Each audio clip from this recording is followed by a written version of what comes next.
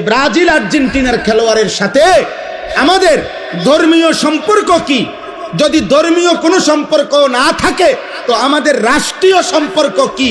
বাংলাদেশের অর্থনীতি, সামাজিক, বাংলাদেশের উন্নতি, প্রগতি, আধুনিকতার জন্য শুধু মাতৃভূমির মায়াও যদি থাকে, একটা নাফরমান বল বেটা এখানে দাঁড়ায়া আর্জেন্টিনার ব্রাজিলের খেলোয়াড়ের সাথে আমাদের বাংলাদেশের উন্নতির কি সম্পর্ক বল?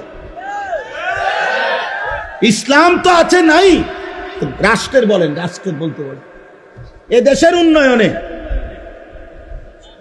কথা বলেন না, আমাদের সাথে ওদের কি কি লেনদেন বলেন আঙ্কেল, বলো না আব্বা।